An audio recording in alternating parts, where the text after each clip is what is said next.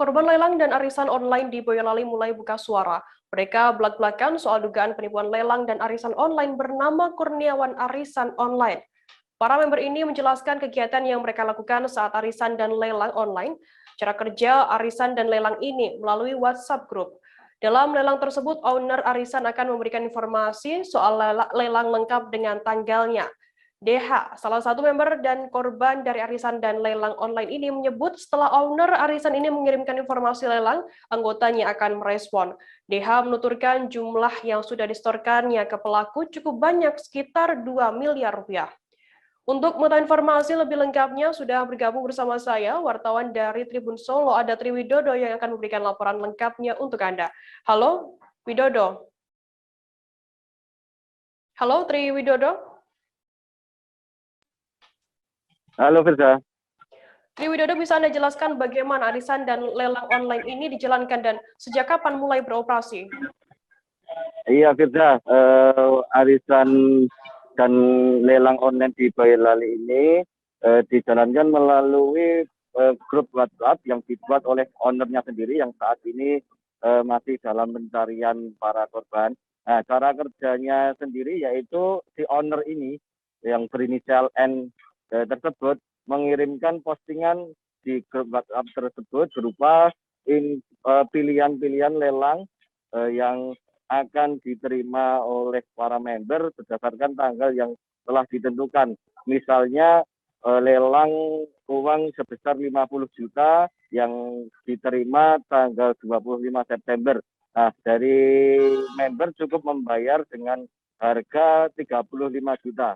Nah, setelah si member ini menyetujui atau berminat dengan lelang tersebut, si member kemudian mentransferkan uang senilai 35 juta itu kepada ownernya sendiri.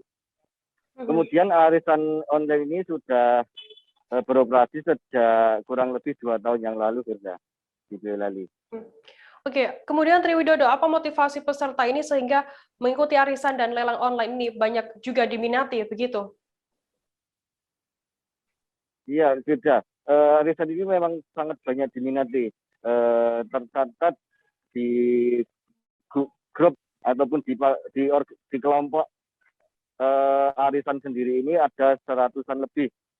Mereka rata-rata ingin menginvestasikan ataupun menaruh uang yang mereka simpan, yang mereka punyai agar cepat berkembang tanpa harus capek-capek bekerja, karena memang tinggal menunggu waktu saja uang yang member atau korban serahkan itu sudah bertambah dengan sendirinya. Jadi tinggal menunggu waktu, uang otomatis akan bertambah dengan sendirinya, Firza. Kemudian Tri Widodo, sudah berapa member arisan yang saat ini menyampaikan kerugian dan total jumlahnya ada berapa kerugiannya? Iya, Firza. Korban di grup ini sendiri ada 96, akan tetapi yang menyampaikan kerugiannya hanya 64 member saja, mengingat sebagian para member ini enggan ataupun sungkan untuk melaporkannya kepada rekan korban yang lainnya, karena nilainya yang juga tidak terlalu besar baginya. Dari total korban yang sudah melaporkan ini tercatat untuk arisan sendiri sudah lebih dari 500 juta, sedangkan untuk yang lelang lebih besar lagi, yaitu mencapai 2 miliar. Oke, Tri Widodo, kemudian apakah para member yang mengalami kerugian ini sudah melaporkan kejadian ini ke pihak kepolisian dan bagaimana kemudian tanggapan dari pihak kepolisian sendiri? Iya, Firza. Korban arisan dan lelang online ini masih yang melaporkan ke Polres Boyolali, ini masih sedikit, mengingat sebagian member ini masih ragu-ragu ataupun putus asa jika uang mereka tidak akan kembali. Sehingga saat ini baru 1 orang yang melaporkan dengan total kerugian 103 juta.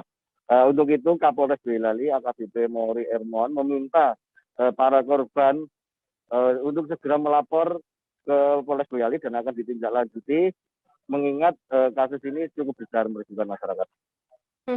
Baik, Tribuners, tadi jurnalis kami Tri Widodo juga melakukan wawancara dengan seorang korban berinisial EZ. Berikut liputan lengkapnya untuk Anda.